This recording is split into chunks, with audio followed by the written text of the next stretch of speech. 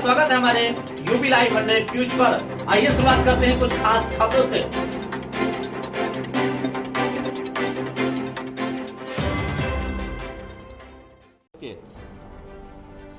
इन दो महत्वपूर्ण जनपदों के दौरे पर हूं। आज पूर्वाह्न में मैंने देवरिया जनपद का दौरा किया था और अब मैं कुशीनगर जनपद के अंदर आया हूं। कोरोना की दृष्टि से भी और मस्तिष्क ज्वर की दृष्टि से भी ये दोनों जनपद अत्यंत संवेदनशील रहे हैं, क्योंकि मौसम अनियंत्रित है और समय बारिश पड़ रही है, इंसेफ्लाइटिस की दृष्टि से, इसलिए हम लोगों को और भी सतर्क रहना है। कोरोना महामारी के खिलाफ पूरे देश के अंदर जो अभियान आदरणीय प्रधानमंत्री जी के नेतृत्व में चल रहा है, उसके अपेक्षित परिणाम आ रहे हैं। हमें व्यक्ति के जीवन को ही बचाना है, उसकी जीविका को ही बचाना है और उसी प्रकार की रणनीति तैयार करते हुए ये कार्यक्रम पूरे देश के अंदर भी और प्रदेश के अंदर भी चल रहे हैं, क्योंकि उत्तर प्रदेश आबादी के हिसाब से देश का सबसे बड़ा प्रदेश है। इसलिए उत्तर प्रदेश अपनी प्रभावी भूमिका के साथ इस महामारी के खिलाफ लड़ाई में कार्य कर रहा है। इसके अपेक्षित परिणाम भी आ रहे हैं। हम लोगों ने ट्रेस, टेस्ट और ट्रीट के मंत्र को जमीनी हकीकत पर उतारने के लिए पूरी ताकत लगाई। अब इसका परिणाम है कि 95% से अधिक रिकवरी रेट उत्तर प्रदेश के अंदर है। पॉजिटिविटी रेट उत्तर प्रदेश के अंदर 3 के आसपास है। सबसे अधिक टेस्ट उत्तर प्रदेश अब तक कर चुका है। 4,77,00,000 से अधिक टेस्ट उत्तर प्रदेश ने अब तक संपन्न किए हैं। हमने अपनी क्षमता को अधिक से अधिक बढ़ाया है। अगर हम टेस्ट की बात करते हैं, अकेले 24 घंटे के अंदर आज प्रदेश में 3,57,000 से अधिक टेस्ट हुए हैं, यानी ये सर्वाधिक टेस्ट है। कोरोना चेन के संक्रमण को ब्रेक करने के लिए टेस्ट आवश्यक है और उसी दृष्टि से यह अभियान हमारे निरंतर आगे चल रहे हैं। एक तरफ ट्रेस निगरानी समितियों को हम लोगों ने मई प्रथम सप्ताह में ही गांव-गांव भेज दिया था। इन्होंने अच्छा काम किया है। कोरोना चेन को ब्रेक करने में जहां पर जो मिला वहीं पे उसके उपचार की व्यवस्था, मेडिसिन किट वितरण की व्यवस्था उन्हीं के माध्यम से, और हर एक स्तर पर, चाहे स्वच्छता, सैनिटाइजेशन और फॉगिंग की कार्रवाई हो, चाहे निगरानी समिति के द्वारा समय पर हर लक्षण युक्त व्यक्ति को दवा उपलब्ध करवाने, 24 घंटे के अंदर आरआरटी की टीम के द्वारा वहां पर उन लोगों का एंटीजन टेस्ट करवा लेना, ये सभी कार्य युद्ध स्तर पर जहां प्रारंभ हुए, आज उसी का परिणाम है कि जिस प्रदेश के बारे में सभी विशेषज्ञ मानते थे कि उत्तर प्रदेश में कोरोना अनियंत्रित हो जाएगा, यहाँ की स्थिति अत्यंत खराब हो जाएगी, आज पिछले 24 घंटे के अंदर मात्र 3,300 केस ही उत्तर प्रदेश में आए हैं, जबकि आशंका व्यक्त की जाती थी कि लाखों की संख्या में आएंगे। इसी प्रकार से एक्टिव केस के बारे में भी ये लोगों का ये मानना था कि 10 मई तक उत्तर प्रदेश में 30 लाख से अधिक एक्टिव केस होंगे। आज 26 मई है।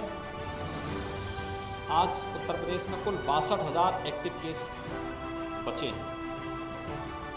यानी हमारा जो कोरोना प्रबंधन के प्रति जो नीति हम लोगों ने अपनाई और सफलतापूर्वक आगे बढ़ रही है, जहां इस पर हम कार्य कर रहे हैं, वहीं कोरोना के बाद जो कुछ नए कॉम्प्लिकेशंस देखने को मिले हैं। एक,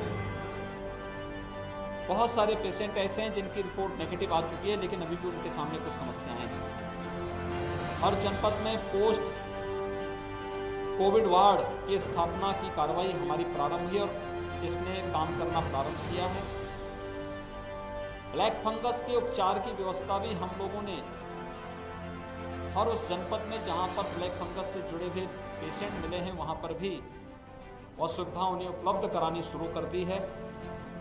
प्रदेश में इस समय 500 से ज़्यादा ब्लैक फंगस से जुड़े हुए जो पेशेंट हैं, उनके उपचार की व्यवस्था चल रही है और इस उपचार को भी हम कोरोना के उपचार की तरह ही फ्री में शासन इसको सभी सुविधाएं उपलब्ध करवा रहे हैं। इसके अलावा थर्ड वेव की जो आशंका है, उसके लिए हमारी तैयारी अभी से प्रारंभ हो चुकी है।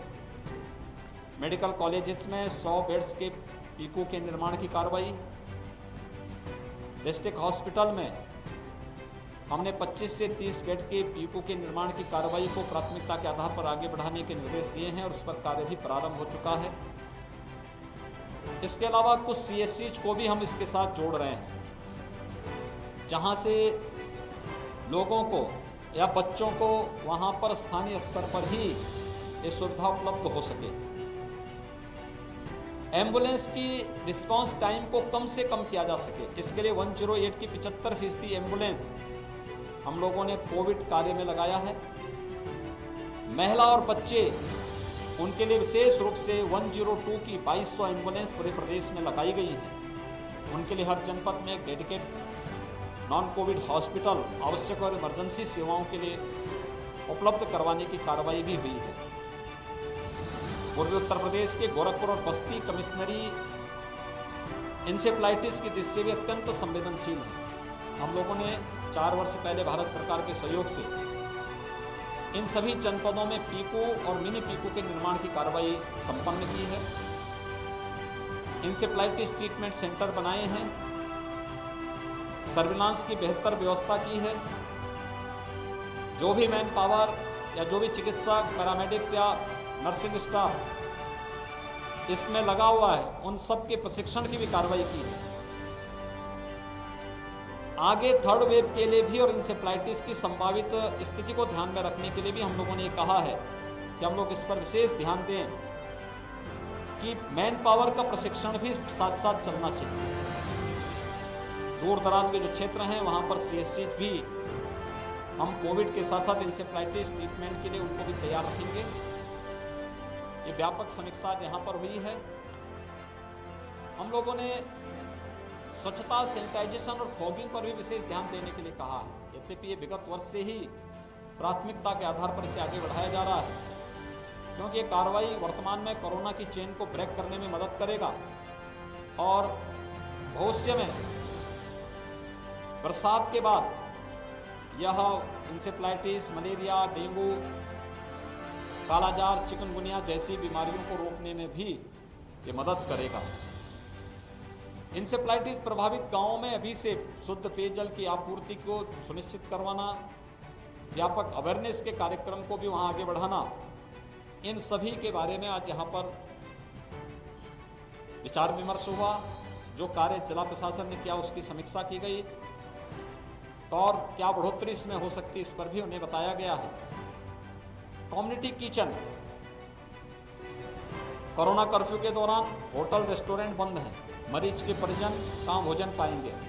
कम्युनिटी किचन के माध्यम से उन्हें भोजन की व्यवस्था उपलब्ध करवाने के लिए निर्देश दिए गए हैं। Rickshaw, e rickshaw, street vendor, इन लोगों के पास अपने साधन नहीं होंगे तो उनको लोग उनके कम्युनिटी किचन के माध्यम से भोजन उपलब्ध कराने, हर जरूरतमंद को भारत सरकार के द्वारा प्रधानमंत्री गरीब कल्याण पैकेज के अंतर्गत मई और जून में निःशुल्क खाद्यान्न उपलब्ध कराने की व्यवस्था की गई है। राज्य सरकार के द्वारा जून, जुलाई, अगस्त में निःशुल्क खाद्यान्न हर जरूरतमंद को उपलब्ध करवाने के साथ ही जितने भी श्रमिक हैं, संगठित और असंगठित क्षेत्र के, स्ट्रीट वेंडर हैं और अन्य प्रतिदिन मेहनत करके कमाने खाने वाले उन लोगों के लिए भी भरण पोषण भत्ता की व्यवस्था सरकार ने जून महीने में प्रारंभ की है। ये सभी कार्रवाई हमारी साथ साथ चल रही है। मैंने सभी जनप्रतिनिधियों से भी अपील की है, कोरोना के दौरान उन्होंने बेहतर कार्य किया। किसी एक सीएससी अपनी विधानसभा क्षेत्र में, अपने संसदीय क्षेत्र में किसी एक सीएससी या पीएससी को वे गोद लें और उस पर वे निरंतर वहां विजिट करके वहां की गतिविधियों को आगे बढ़ाने में अपनी मदद करेंगे तो ग्रामीण क्षेत्र में स्वास्थ्य सुविधाओं को और बेहतर बनाने में हमें मदद मिल सकती है। कोरोना के खिलाफ जो लड़ाई चल रही है, इसमें वैक्सीनेशन का भी बहुत बड़ा रोल है। प्रदेश ने अब तक 1,81,00,000 से अधिक लोगों को वैक्सीन दिया है। इसमें 13,65,000 से अधिक युवाओं को उपलब्ध हमने उत्तर प्रदेश के अंदर वैक्सीन उपलब्ध करवाया है। 1 जून से हम वैक्सीनेशन के कार्यक्रम को काफ़ी ज़्यादा तेजी के साथ आगे बढ़ा रहे हैं। 45 साल से अधिक उम्र के प्रत्येक व्यक्ति को वैक्सीन पहले से ही उपलब्ध कराया जा रहा है। हर एक जनपद में, प्रदेश के अंदर वर्तमान में 23 जनपदों में हम लोगों ने 18 से 44 वर्ष की आयु के लोगों को वैक्सीन देने की कार्रवाई प्रारंभ की है। 1 जून से सभी 75 जनपदों में हम इस वैक्सीनेशन के कार्यक्रम को तेजी से आगे बढ़ाना चाहते हैं। इसके लिए सभी प्रकार के निर्देश हर जनपद को दिए जा चुके हैं। 18 से 44 वर्ष की आयु वर्ग के जिन लोगों को ये वैक्सीन देना है, उसमें कुछ प्राथमिकताएं भी तय की गई। अभिभावक स्पेशल बूथ बनेंगे। 12 साल से छोटी उम्र के जितने बच्चे हैं, उन सभी बच्चों के अभिभावकों को प्राथमिकता के आधार पर कुछ बूथ उनके लिए बनेंगे, जहां पर अभिभावक स्पेशल के रूप पर उनको वहां वैक्सीन दिया जा सके, क्योंकि 3rd वेव की आशंका को ध्यान में रखते हुए उन्हें सुरक्षा कवच वैक्सीन के माध्यम से उपलब्ध करवाने के लिए आवश्यक है। दूसरा, मीडिया के कर्मियों के लिए हर जनपद में एक बूथ और न्यायिक अधिकारियों के लिए भी हर जनपद में उनके परिवार के लोगों के लिए अलग से एक बूथ हर जनपद में बनाने के भी निर्देश दिए गए हैं। अब एक क्रमिक रूप से हर माह वैक्सीनेशन की कार्रवाई तेजी के साथ आगे बढ़ेगी। मेरा अनुमान है कि हम लोग जून महीने में 18 से 44 आयु वर्ग के 48 लाख युवाओं को ये वैक्सीन उपलब्ध करवाने में सफल हो जाएंगे। और ऐसे ही 45 वर्ष की आयु के लोगों को भी अब तक हर महीने जितना वैक्सीन दे रहे हैं, इससे ज़्यादा वैक्सीन हम लोग उपलब्ध करवाएंगे। ये सभी कार्रवाई, वैक्सीनेशन का ये पूरा कार्यक्रम, जितना पूरा ड्राइव चल रहा है, ये फ्री में है और हर एक ज़रूरतमंद व्यक्ति ऑनलाइन रजिस्ट्रेशन करके इसका लाभ ले सकता है। मेरी आप सबसे भी अपील है कि आप लोग मीडिया से जुड़े हैं, भारत के जागरूक नागरिक हैं। कोरोना के खिलाफ देश का जो ये अभियान है, ये अभियान में हम सब की जिम्मेदारी बनती है कि हम इसका एक हिस्सा बने, लोगों के मनोबल को बढ़ाने में योगदान दें, लोगों के अंदर सकारात्मक ऊर्जा का संचार करने में अपना योगदान दें और साथ साथ लोग टेस्ट से न भागें। अगर निगरानी समिति कहीं पर किसी लक्षण युक्त व्यक्ति को चिन्हित करती है कि इसका टेस्ट होना आवश्यक है, वे लोग टेस्ट से भागे ना, बल्कि टेस्ट अपना जरूर कराएं। जिस प्रकार के निर्देश स्वास्थ्य टीम के द्वारा उन्हें उपलब्ध कराए जा रहे हैं, उसका पालन करें। और दूसरा, वैक्सीन फ्री में है, ये सुरक्षा कवच है, वैक्सीन लगाने से भी न भागें। यही मेरी आप सबसे अपील है। हाई रिस्क कैटेगरी से जुड़े हुए लोग बाहर न निकलें। कोरोना का खतरा भी बना हुआ है, केसेज कम हुए हैं, लेकिन खतरा टला नहीं। हमें सतर्कता और सावधानी बरतनी पड़ेगी। 60 साल से ऊपर के बुजुर्ग, 10 वर्ष से कम उम्र के बच्चे, गर्भवती महिलाएं, कमजोर इम्यूनिटी के लोग, एक या एक से अधिक बीमारियों से ग्रसित कोई भी व्यक्ति बाहर न निकलें। शेष अन्य लोगों को अगर निकलना ही है तो मास्क अवश्य पहने। अगर इसका व्यापक प्रचार प्रसार अगर हम कर सकें तो निश्चित ही कोरोना के खिलाफ देश की लड़ाई विजयी होगी। ये देश जीतेगा, कोरोना हारेगा। इस संकल्प के साथ आप सभी